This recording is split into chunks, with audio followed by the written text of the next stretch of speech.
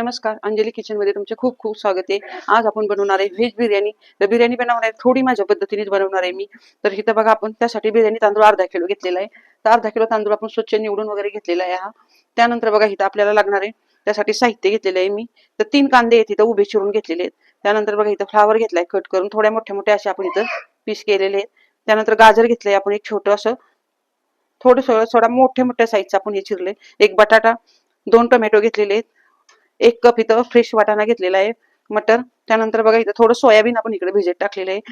तर मसाल्यामध्ये लागणार आहे बघा, इथं थोडा इथं गरम मसाला लागणार आहे, तो इथे घेतलाय। 5-6 लवंग, 5-6 मिरी, एक इथं मोठी वेलची, तमालपत्र 2 घेतलेत आपण इथं टाका। त्यानंतर 1.5 चमचा इथं आलं लसूण पेस्ट घेतली, आलं लसूण पेस्ट घरचीच आहे आपली। त्यानंतर अर्धा चमचा हळद, 1.5 चमचा इथं आपण धना पावडर घेतली। त्यानंतर 2 चमचे इथं बिर्याणी मसाला, 1.5 चमचा इथं लाल तिखट मिरची पावडर, चवीनुसार मीठ, हिंग लागणार आपल्याला थोडंसं। त्यानंतर बघा, इथं आपल्याला दही लागणार आहे आणि आपल्याला थोडंसं अर्धा चमचा जिरं पण लागणार आहे। तर इथं बघू शकता तुम्ही, सर्वात आधी आपण इथं पाणी उकळायला ठेवलेलं आहे। पाणी व्यवस्थित असं उकळी आणून घ्यायची आपल्याला। पाणी उकळल्याशिवाय आपल्याला ह्याच्यामध्ये तांदूळ टाकायचा नाही। तर तांदूळ आपण 2 ते 3 पाण्याने धुवून घेतलाय। उकळत्या पाण्यामध्ये आपण लवंग, दालचिनी आणि तमालपत्र टाकून घेतलेले। तर उकळल्याशिवाय पाण्यामध्ये बिलकुल तांदूळ टाकायचे नाही। तर पाणी उकळून मी इथं तांदूळ धुवून टाकलेले। गॅस मोठा ठेवलेला आहे। त्यानंतर ह्याच्यात चवीनुसार मीठ घालून घेतलंय आपण। तोपर्यंत आपण सर्व भाज्या बघा मी इथे घेतलेल्या आहेत। ह्या भाज्या 2 ते 3 पाण्याने स्वच्छ धुवून घेतल्यात आपण। भाज्यांमधलं पाणी पूर्ण नितळून घेतलेले। तर इथं दही घेतलंय बघा आपण। तर साधारण कपभर दही आपण इथं वापरलेले। तर घट्ट असं दही आपण इथे घेतलेलं आहे। दही व्यवस्थित जरा थोडंसं एकसारखं करून ह्यामध्ये आपण मसाले टाकून घेऊया। तर 1 चमचा भर हळद टाकली आपण, 1.5 चमचा इथं आपण धना पावडर, लाल मिरची पावडर टाकली, नंतर इथं बिर्याणी मसाला टाकून घेतलाय आपण, आलं लसूण पेस्ट टाकली अर्धा चमचा। तर बाकीचे अर्धा चमचा आपण बाजूला ठेवली, ती नंतर घालणार आहे। त्यानंतर बघा, इथं मीठ टाकून घेतलंय। आता सर्व मसाले इथं आपण व्यवस्थित मसाले दह्यामध्ये मिक्स करून घेऊया। तर इथं बघा, दह्यामध्ये मसाले एकजीव करून घेतलेले। धुतलेल्या भाज्या आता आपण ह्याच्यामध्ये घालून घेणार आहे। ते एक साईडला मी सोयाबीन पण गरम पाण्यामध्ये टाकलं होतं, ते सुद्धा हाताने पिळून घेऊया आणि व्यवस्थित ह्याच्यामध्ये टाकून घेऊया। तर सोयाबीन आपण इथं छोटं वापरलेलं आहे। आता सर्व मसाला आपण ह्या भाज्यांना इथं लावून घेणार आहे। तर आता 10 मिनिटं आपल्याला हे असंच झाकून ठेवायचे, तोपर्यंत आपला तांदूळ उकडून निघतोय। 10 मिनिटं झाकण ठेवून आपण भाज्या बाजूला ठेवल्यात। तांदूळ पण छान इकडे उकळतोय। तर निम्मा अर्धा तांदूळ आपला शिजायला लागलेला आहे। आता अजून थोडे 5 मिनिटं लागणार आहेत। तर इथं बघा 5 मिनिटं झालेत, म्हणजे तांदूळ आपला छान शिजलेला आहे। जास्त तांदूळ आपल्याला इथं एकदम शिजून घ्यायचा नाही, थोडाफार कच्चा राहिला तरी चालू शकतो, नंतर तो शिजतो बिर्याणीमध्ये। तर तांदूळ बघा इथे मी नितळून घेणार आहे आता। तो पूर्णाच्या चाळणीमध्ये तांदूळ आपण काढून ठेवलाय। तोपर्यंत इकडे पातेल्यामध्ये साधारण आपण 2.5 ते 3 छोट्याशा तेलाच्या पळ्या इथं तेल टाकलेलं आहे।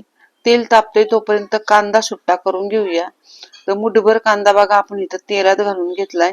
तर पहिल्यांदा मुठभर कांदा आपल्याला चांगला काळा करून घ्यायचा आहे।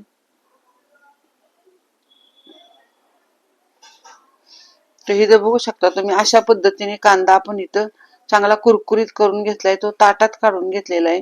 आणि त्याच तेलामध्ये आपल्याला जिरं टाकून घ्यायचे। तर चमचाभर जिरं मी टाकलेलं आहे, थोडं जास्त जिरं टाकले। त्यानंतर इथं बाकीचा उरलेला कांदा होता तो घालून घेतलाय आपण। आता कांदा चांगला थोडा लाल होईपर्यंत आपल्याला परतून घ्यायचा आहे।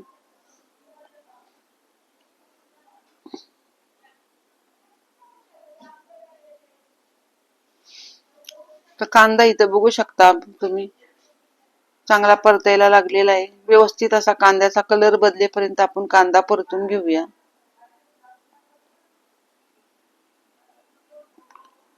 तर कांदा एकसारखा हलवत राहायचा, म्हणजे व्यवस्थित असा परतला जातो। आता ह्यामध्ये आपली अर्धा चमचा जी आलं लसूण पेस्ट राहिली होती ती पण इथे घालून घेऊया आणि आलं लसूण पेस्ट कांद्यामध्ये चांगली परतून घेऊया. त्यानंतर आपण ज्या भाज्यांना दही मसाले लावलेले त्या सर्व भाज्या एकदमच आपण इथं कांद्यावर फोडणीमध्ये टाकून घेणार आहे.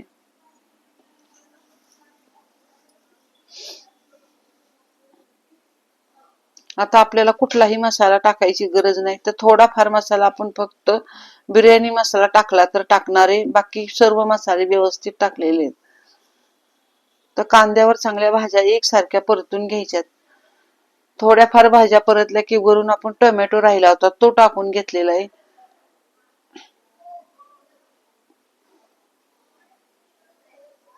एक 5-6 मिनिटं भाजी आपल्याला चांगली परतून घ्यायची. त्यानंतर थोडंसं अजून मीठ लागणार ते पण आपण घालून घेऊया.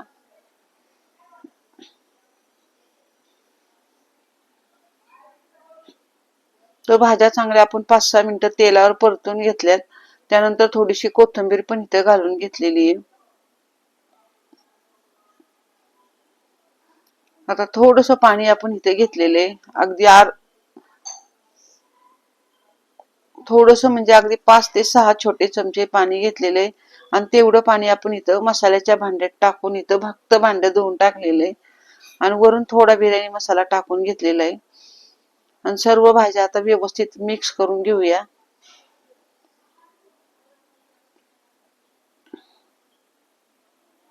आता निम्म्या अर्ध्या भाज्या तर आपल्या ह्यात छान अशा थोड्या शिजलेल्या आहेत. आता ह्याच्यावर आपल्याला जो तांदूळ उकडून घेतलेला आहे तो मी इथे नितळत ठेवला होता तो तांदूळ आपण वरून घालून घेणार आहे. तर भाज्या आपण तळाशी ठेवून वरनं पूर्ण तांदूळ आहेत ते आपले घालून घेतलेले. तांदूळ आपला एकसारखा लगेचच करून घेऊया.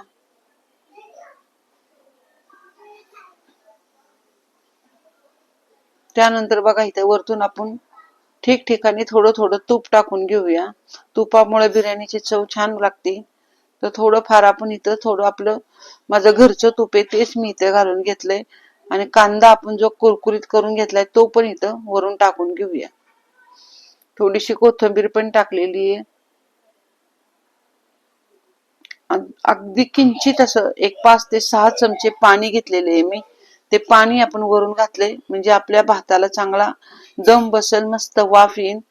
एक 5 ते 6 मिनिटं आपण इथे गच्च झाकण टाकून भात आपण इथे ठेवला होता. तर इथं बघू शकता छान अशी भाताला दम बसलेला आहे. मस्त आपली ही व्हेज दम बिर्याणी तयार झालेली आहे. तर बिर्याणी मी खाली उतरून घेतली. व्यवस्थित अशी आपली बिर्याणी आता तयार झालेली आहे. आता आपण एका ताटामध्ये हिला काढायला घेणार आहे. तर इथं बघू शकता भाज्या पण अगदी छान खाली तयार झालेल्या आहेत.